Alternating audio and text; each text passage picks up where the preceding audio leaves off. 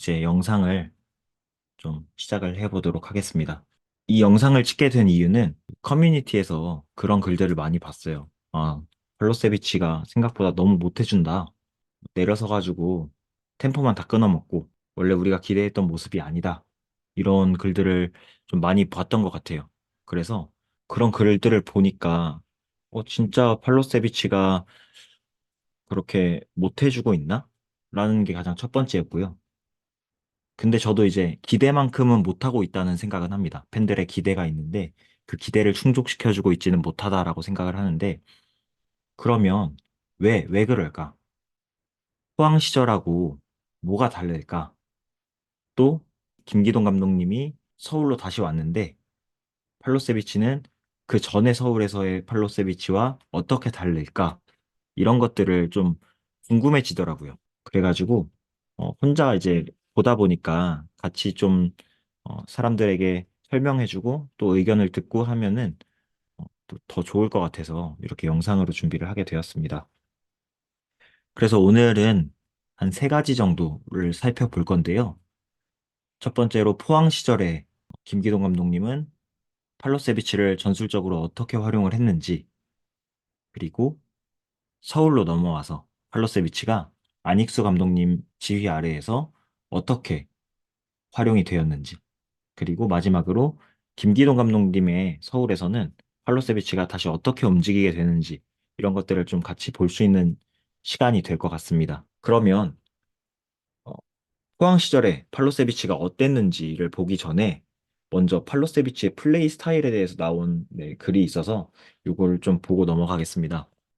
여기 보면 팔로세비치의 플레이 스타일은 뛰어난 볼 키핑과 패스 능력을 바탕으로 전방으로 뿌려주는 킬패스가 장점인 플레이메이커이며 K리그 최고 수준의 활동량을 자랑하는 미드필더이다 라고 되어 있거든요. 그런데 저는 여기서 이 장점을 앞쪽과 뒤쪽으로 나눠 봤을 때 이 뒤쪽 말에 좀 더 공감이 됩니다. 팔로세비치가 물론 뛰어난 볼 키핑을 하는 선수이기도 하고 전방으로 킬패스를 뿌려주는 선수이기도 하지만 이게 팔로세비치의 1번 장점이다 라고 보기에는 저는 그것보다는 더 뛰어난 장점이 있다라고 생각을 합니다. 그 장점을 기반으로 K리그 최고 수준의 활동량을 자랑하는 미드필더이고요. 그래서 앞으로 나올 장면들에서 그 장점이 무엇인지를 좀 설명을 드리려고 하는데요. 물론 당연히 볼키핑과 패스 능력도 굉장히 수준급인 선수이기는 합니다. 그리고 여기 보면 경기가 풀리지 않을 때 삼선으로 내려와서 공을 오래 소유하면서 템포를 떨어뜨리는 특유의 선호 플레이 스타일 때문에 팀의 전체적인 공격 템포를 낮추게 하는 원인이 됐다라고 적혀 있는데요. 왜 그런지 이것도 조금 이따 알아보도록 하겠습니다. 네, 지금부터는 그럼 포항 시절에는 팔로세비치가 전술적으로 어떻게 플레이를 했는지 살펴보도록 하겠습니다. 이 경기는 2019년 팔로세비치가 처음 한국에 왔을 때 35라운드 경기입니다. 대구와의 경기였고요. 이 경기에서 팔로세비치는 정재용 선수하고 최영준 선수, 이 두 미드필더와 함께 3명의 3미들 형태로 경기에 나서게 됩니다. 때에 따라서는 잦은 빈도로 전방의 일류첸코와 동일 선상에 같이 위치하거나 아니면 일류첸코를 넘어서 더 전방으로 침투하는 움직임을 자주 보여줍니다. 여기서 제가 생각하는 팔로세비치의 가장 무서운 점은요, 뭐 드리블, 뭐 중거리 슛, 가마차기, 아니면 킬패스, 스루패스, QW 뭐 이런 게 아니라요. 팔로세비치의 가장 무서운 점은 경기장 내에 있는 공간을 이해하는 능력입니다. 앞으로도 그 공간을 어떻게 팔로세비치가 이해하고 있고 그 공간을 만들기 위해서 어떻게 움직이는지 요걸 좀 중심으로 말씀을 드릴 텐데요. 지금 상황에서도 보시면 일류첸코가 사이드로 나와 있어요. 지금 공이 왼쪽에서 심상민 선수를 중심으로 이제 전개가 되고 있는데요. 그러다 보니까 일류첸코가 여기 전방에서 사이드로 원래 이쪽에 있다가 이렇게 사이드로 움직여 줍니다. 그러면서 수비를 끌고 직접적으로 끌고 나올 수도 있지만 어그로를 끌기도 해주죠. 그렇게 나오게 됩니다. 근데 방금 전 장면에서 이어지는 장면인데 심상민 선수가 깊게 이제 상대 진영까지 몰고 와서 공을 뿌려주려고 하는 이 타이밍에 일류첸코가 사이드로 나왔었죠. 사이드로 나온 일류첸코의 움직임을 이해하고 앞쪽에 생긴 이 공간을 활용을 합니다. 그래서 팔로세비치는 공간으로 이제 침투를 해 들어갑니다. 그런데 여기서 하나의 주목할 포인트는 뭐냐면 팔로세비치는 공간이 만들어져 있으면 그 공간을 미리 가서 잡아놓고 있지 않아요. 그 공간을 비워놨다가 기다리고 있다가 적정한 때에 그 공간으로 침투해서 그 공간을 활용하는 형태로 움직입니다. 그래서 팔로세비치의 플레이들을 보면 팔로세비치가 온더볼 상황에서 움직이는 경우는 많지 않습니다. 최대한 공을 내가 받으면 옆쪽이든 앞쪽이든 뒤쪽이든 빨리 뿌려놓고 내가 다음 공간으로 이동해서 그 공간에서 유의미한 플레이를 만들던가 아니면 내가 공간으로 이동하면서 수비를 끌어내서 다시 다른 공간을 만들어내거나 이런 플레이를 주로 가져가요. 그래서 지금 장면에서도 일류첸코가 사이드로 빠지면서 수비를 끌고 나올 때 팔로세비치가 전방으로 침투하는 이 장면이고요. 다음에 보여드릴 장면도 이것과 유사합니다. 지금 장면도 방금 전하고 되게 유사한 장면처럼 보이잖아요. 동일한 장면 아니냐라고 생각하실 수 있는데 방금 앞쪽에서 본 사진은 이제 전반 2분 때의 사진이고요. 이 장면은 전반 7분의 장면입니다. 여기서는 일류첸코가 지금 보이지가 않습니다.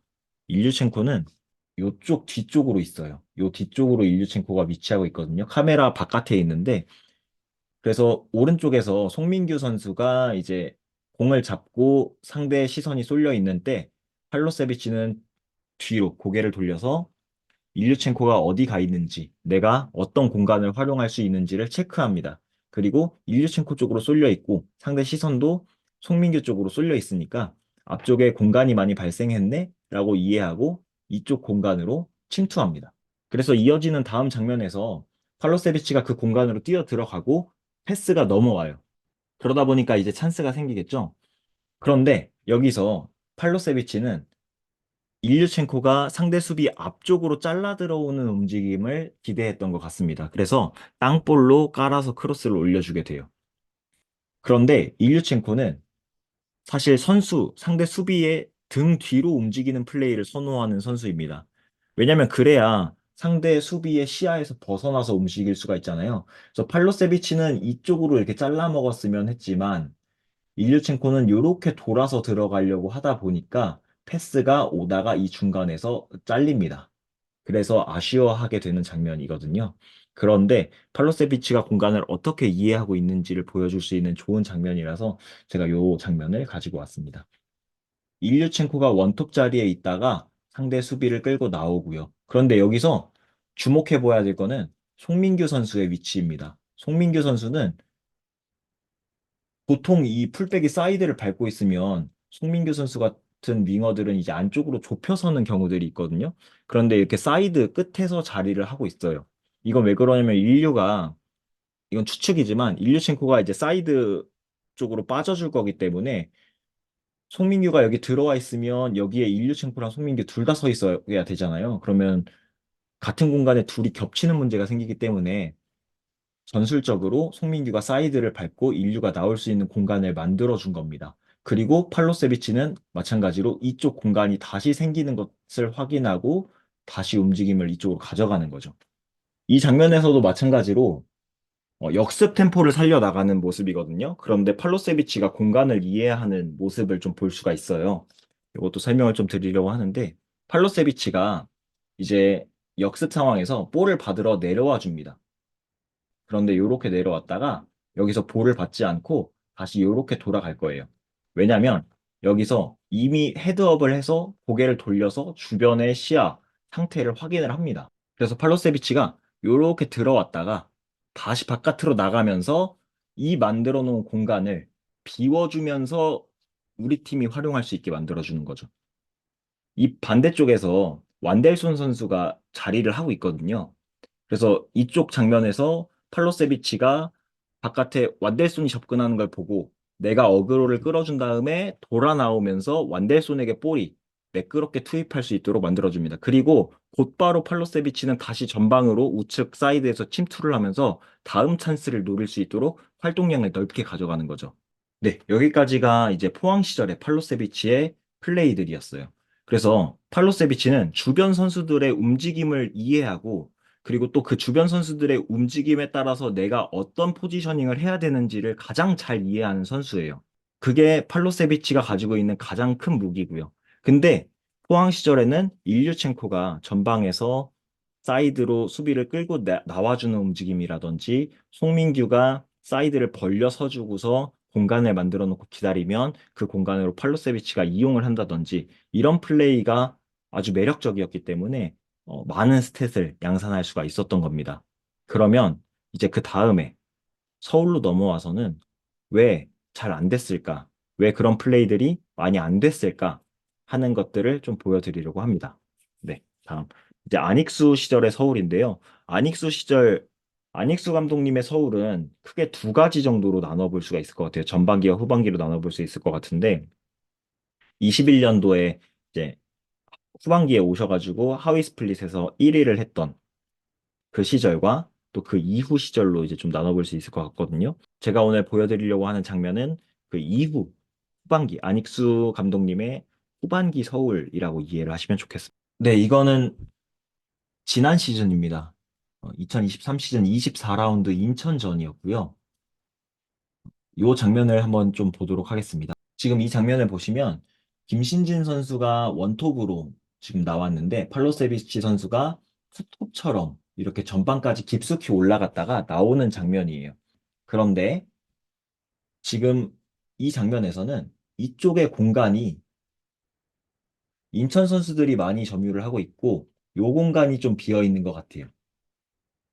그래서 팔로세비치가 상황을 인식을 하고 이제 이 선수는 오스마르를 인식을 하고 있기 때문에 요 뒷공간에 많이 빌 것 같다라는 생각으로 이제 팔로세비치가 이쪽으로 내려오게 됩니다. 이 공간을 차지하기 위해서. 그런데 서울에서는 이 공간에 대한 이해도가 또 높은 선수가 한 명이 더 있어요. 그리고 이 공간을 잡아놓고 플레이하는 선수가 또 있습니다. 누구냐? 기성용 선수이거든요. 그래서 그 공간으로 비어져 있는 그 공간을 기성용 선수와 팔로세비치 선수가 모두 다 들어옵니다. 그래서 그 공간에서 동선이 겹치면서 그 공간 자체가 죽은 공간이 돼버려요. 기성용도 어그로가 끌려서 수비가 보고 있을 거고 팔로세비치도 그럼 오면서 보일 거 아니에요. 그리고 같은 공간에 두 명이 서 있다 보니까 수적으로 낭비가 되어버립니다. 그래서 그 공간을 쓰지를 못하게 돼요. 그래서 반대로 다시 나가게 됩니다.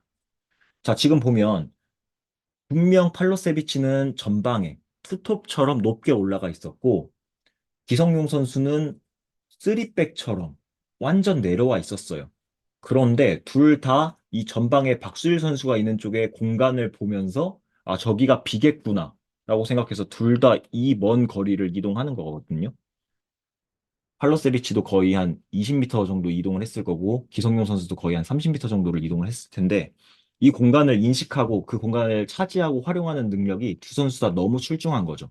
그러다 보니까 그 공간을 겹쳐서 쓰는 문제가 생기는 겁니다. 이 문제가 기성용 선수하고만 일어나는 문제는 아니에요. 서울에서 보면 이 문제가 다른 선수들하고도 많이 생깁니다. 그래서 결국 같은 공간에 기성용과 팔로세비치 둘이 있으니까 팔로세비치는 다시 전방으로 올라붙으면서 수비를 끌고서 이동하며 기성용 선수한테 공간을 만들어주기 위해서 이동을 하면서 활동량을 또 가져갑니다.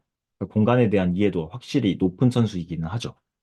그런데 지금 상황에서 보면 보통의 경우에서는 김신진 선수가 끌고 나온 자리로 침투를 해야 되잖아요. 포항 시절을 생각해 보면. 그런데 침투를 하려고 보면 그 공간에 이미 나상호 선수가 서 있습니다. 팔로세비치 선수가 앞으로 잘라먹는 움직임을 하려고 하니까 나상호 선수가 이미 그 자리에 있고 또 옆으로 이제 그러면 나와야 되는데 옆으로 사이드로 빠지려고 하니까 그 자리에는 이미 박수일 선수가 오버래핑을 깊게 올라와 있는 상황인 거죠. 그러다 보니까 팔로세비치가 움직일 수 있는 공간을 살짝 이제 버퍼링이 생긴다고 할까요? 잠깐 멈칫합니다. 그러면서 어디로 이동해야 되지라고 생각을 하는 것처럼 보여요. 팔로세비치 선수는 어떤 공간에서 가만히 있으면서 그 공간을 어, 이제 땅 따먹기 하듯이 이제 지켜내는 그런 선수는 아니거든요. 끊임없이 움직이면서 그 움직임을 통해서 우리 선수들하고 상호작용을 하면서 공간을 만들어야 되는데 내가 나가려고 하는 공간마다 이미 서울 선수들이 다 배치가 되어 있는 상황인 거예요. 그러다 보니까 할 수 있는 선택지가 많이 없어지는 상황이 생기는 거죠. 자, 그래서 공은 결국 사이드에 있는 박수일 선수한테 넘어왔고요. 박수일 선수는 그래서 이제 선택을 해야 되는 상황이 생기는데 패스를 주려고 보니까 나상호 선수 있죠? 김신진 선수 아까 사이드 빠졌다가 이제 공 올라올 것 같으니까 다시 가운데로 침투했죠? 팔로세비치 거기서 어떻게 빠져나오지 못하고 거기 있었죠? 결국 세 명이 같은 공간 안에 잡혀버립니다. 그러면 인천 수비한테는 너무 땡큐예요. 나상호 키 작죠? 팔로세비치도 뭐 공중볼에 강점이 있는 선수가 아니죠? 김신진 하나만 잡으면 되는데 뭐 이런 상황은 인천 수비한테는 너무나 많이 접한 상황일 테니까 너무 쉬운 상황이 되어 버리는 것입니다. 그래서 아마 팔로세비치가 가장 원했던 장면은 제가 이제 노란 색깔로 표시를 했는데 이런 거 아닐까 싶거든요. 어차피 김신진 선수가 사이드로 나와 있었어요. 그러면 박수일 선수가 김신진 선수한테 2대1로 주고서 안으로 침투를 하는 거죠. 그러면 패스가 어차피 들어갔다고 가정을 하고 팔로세비치가 앞쪽으로 잘라 들어가고 나상호 선수가 뒤로 돌아가는 움직임에서 크로스가 올라가기를 바랬을 겁니다.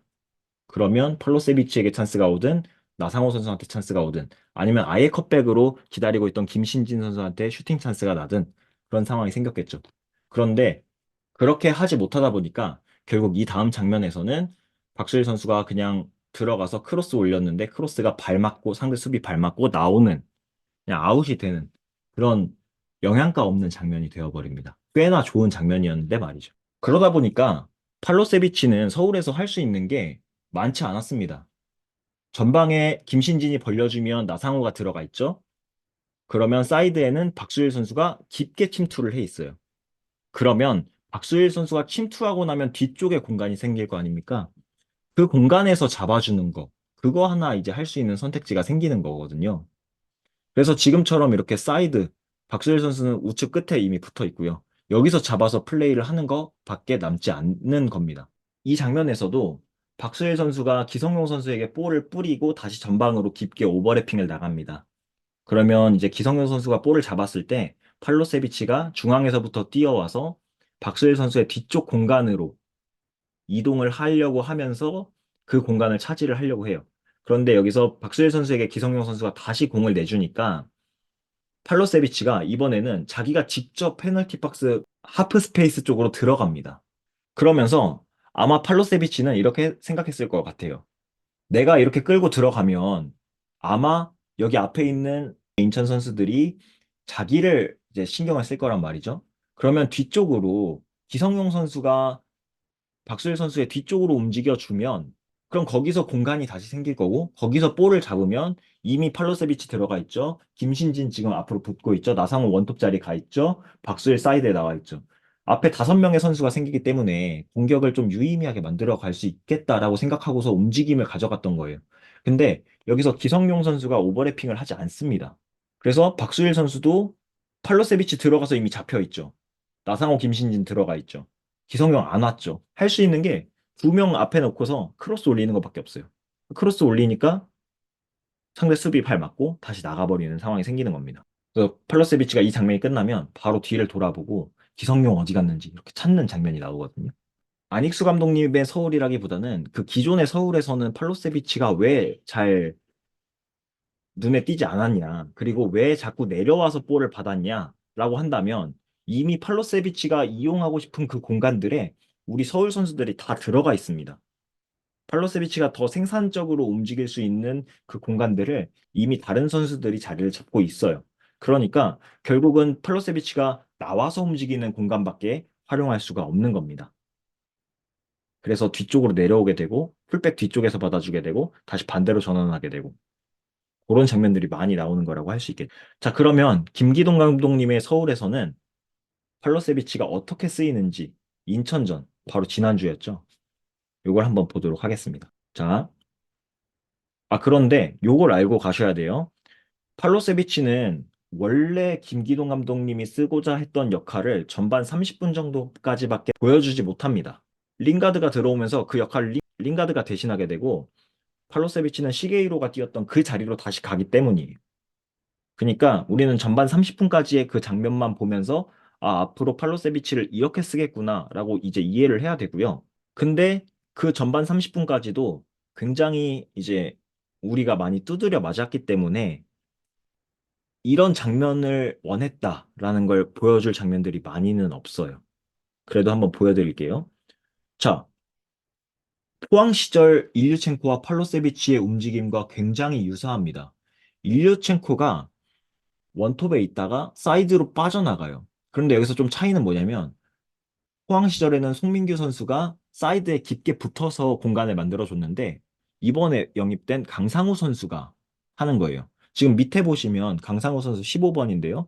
보통 이런 상황에서는 윙이 좁혀서 서는데 벌려서 있죠. 만들어 놓은 공간을 팔로세비치가 활용할 수 있도록 비워주는 겁니다. 그리고 수비를 자기 쪽으로 어느 정도 땡겨 오는 상황인 거예요. 자, 포항 시절에도 일류첸코가 땡겨 놓고 팔로세비치가 그 자리로 침투했죠. 마찬가지 상황입니다. 동일하게 지금 김기동 감독이 사용을 하고 있어요. 이 장면은 지금 공이 반대편으로 이제 오른쪽에서 왼쪽으로 넘어오는 상황이에요. 그래서 누가 봐도 김주성 선수가 이태석 선수한테 볼을 줄 것 같은 거거든요.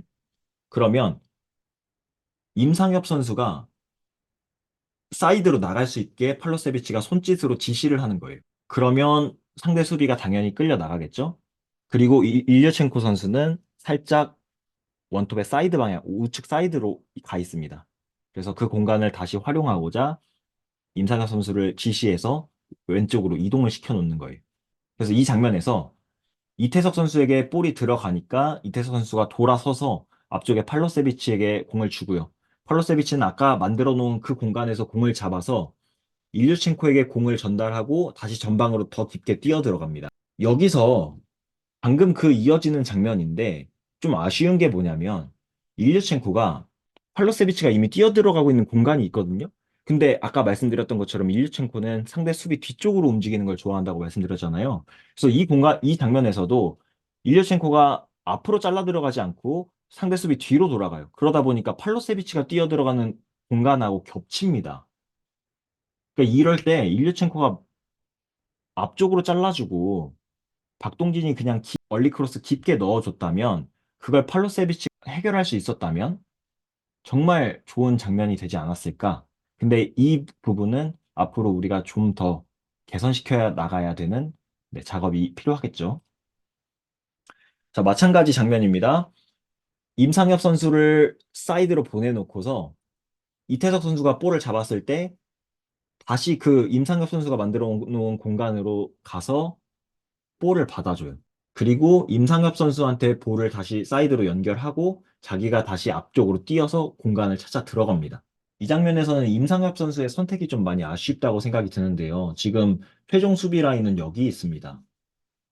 그래서 옵사이드 라인이 여기 이렇게 있는 거거든요. 그럼 팔로세비치는 완벽한 온사이드예요, 지금. 그러면 임상혁 선수가 발목만 툭 돌려가지고 이쪽에다가 넣어주고 팔로세비치가 뛰어들어가서 여기에서 일류첸코가 앞쪽으로 자르면서 컷백을 내주면 여기서 해결할 수도 있고 아니면 임상혁 선수가 여기서 팔로세비치가 들어가면서 이쪽에 공간이 생겼잖아요. 지금 이태석 선수가 굉장히 프리합니다. 그럼 여기다가 주면 이쪽에서 왼발이 좋으니까 여기서 뭐 슈팅을 때리던지 아니면 다음 상황을 만들어 갈 수 있는데 여기서 그냥 크로스를 올려요. 근데 김기동 감독님이 왜 거기까지 올라가서 크로스를 안 올리냐 이런 지적을 하셨는데 또 이 상황에서는 무리하게 크로스가 올라갑니다. 이런 부분이 좀 굉장히 아쉬웠던 선택인 것 같은데 그러고 나니까 이 다음 장면에서 공격이 무산되고 나서 팔로세비치가 굉장히 아쉬워하면서 방방 뛰게 됩니다. 자, 아닉수 감독님 시절에 팔로세비치는 앞으로 자르려고 하니까 나상호가 이미 그 공간을 잡고 있고 옆으로 나오려고 하니까 김신진 선수가 이미 사이드로 벌려놨고 아예 사이드로 빠지자니까 사이드에는 박수일 선수가 오버래핑을 깊게 나와 있어서 팔로세비치가 움직일 공간이 없기 때문에 그 박수일 선수의 빈 공간을 채워주면서 내려서서 플레이하는 것밖에 방법이 없었습니다. 그렇지만 김기동 감독님 서울로 되니까 일류첸코가 수비를 끌고 내려서 주고 임상엽 선수가 사이드로 가면서 수비수 한 명을 잡아놓고 또 그 공간 만들어 놓은 일류첸코와 임상엽 선수가 같이 만들어준 공간으로 팔로세비치가 침투하면서 그 공간을 배분하는 게 확실하게 구분이 되는 모습을 보여주죠. 그래서 저는 서울은 앞으로 개선할 여지가 굉장히 네, 긍정적이라고 생각을 합니다. 지금 일류첸코와 팔로세비치 같은 경우는 역할을 서로 이제 확실하게 이해하고 분배를 하고 있어요. 그리고 임상엽 선수라든지 강상우 선수도 그거에 맞게 수비를 땡겨주고 어그로 끌어주고 이런 활동을 하고 있습니다. 그런데 이제 여기서 링가드가 들어오면 팔로세비치랑 롤이 겹치지 않냐 이렇게 생각하실 수도 있는데요. 뭐 어떻게 쓰냐에 따라서 다르긴 하겠지만 기본적으로 링가드가 윙어로 나오게 된다면 링가드도 그 공간을 굉장히 영리하게 이용하는 선수기 때문에 서로가 서로의 공간을 이해하면서 움직여주면서 더 좋은 시너지를 낼 수도 있고요. 아니면 역할이 겹치기 때문에 둘 중에 한 명만 기용하고 한 명이 로테이션으로 돌아가는 방법을 사용을 할 수도 있겠죠. 그리고 그 안익수 감독님 시절에 서울에서 보면은 지금 기성용 선수와 팔로세비치 선수가 서로 이제 교집합이 되는 그 공간이 생깁니다.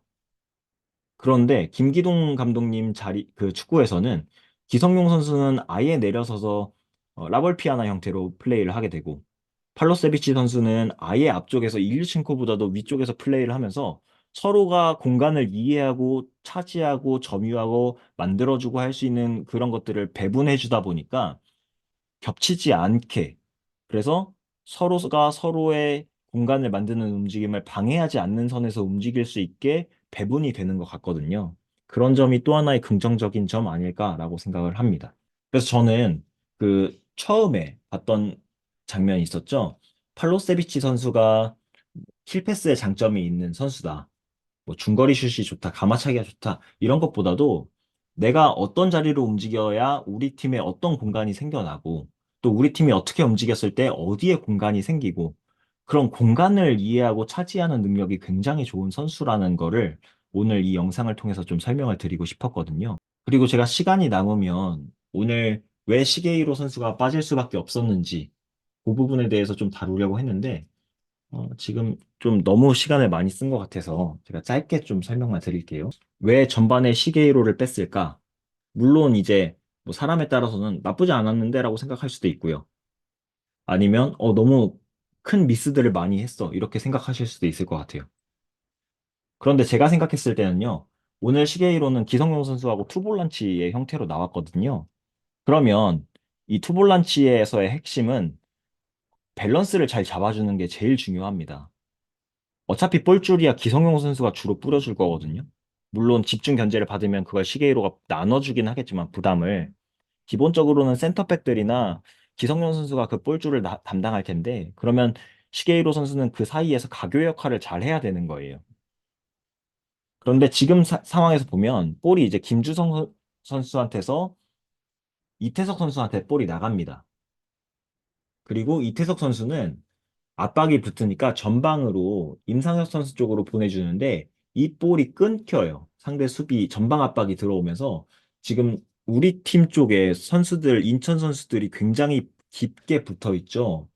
여기 하나, 둘, 셋, 넷, 팔로 하나 잡고 있고 이쪽에 이제 임상혁 선수 쪽으로 하나 더 붙을 거고 그러면 이 전방 압박을 풀어서 나오면 상대 필드 플레이어가 10명이잖아요. 여기서 5명을 떨구고 그 다음 5명만 상대하면 되는 상황이 생기거든요. 뭐 그래봐야 뭐 이쪽에 윙어도 뗄 거고 하면은 한 실질적으로 3명, 4명만 상대하면 되는 상황이 생기는 거였는데 어쨌든 간 이 압박을 뚫어내는데 실패를 합니다. 서울이요. 그래서 그 다음 장면에서 끊기는데 문제는 여기서 볼이 끊기니까 우리 선수 하나가 앞으로 나가면서 압박을 시도하는데 그럼 지금 뒤쪽에 보세요. 우리 센터백들은 아까 빌드업 하려고 깊게 내려섰다가 다시 올라오는 중입니다만 아직 공간이 많이 비어 있습니다. 뒤쪽으로 좀 되게 넓게 공간이 있거든요. 근데 시게이로가 여기서 무리하게 앞으로 뛰쳐나와요. 그러면 이 앞쪽, 센터백 앞쪽 공간으로 기성용 한 명 서 있거든요. 상대 공격 3명 서게 되는 상황이 생깁니다. 기성용 선수 앞으로 3대1의 상황이 만들어질 수 있는 상황인데, 시게이로는 나가지 말고 어차피 압박을 한 명이 붙으니까, 오히려 뒤로 더 빠져서 자리를 지키는 상황이었어야 했어요. 근데 시게이로 선수는 앞으로 뛰쳐나가서 다시 한번 프레싱을 겁니다. 근데 여기서 이 압박이 힐려요. 그러면서 전방으로 볼이 투입됩니다.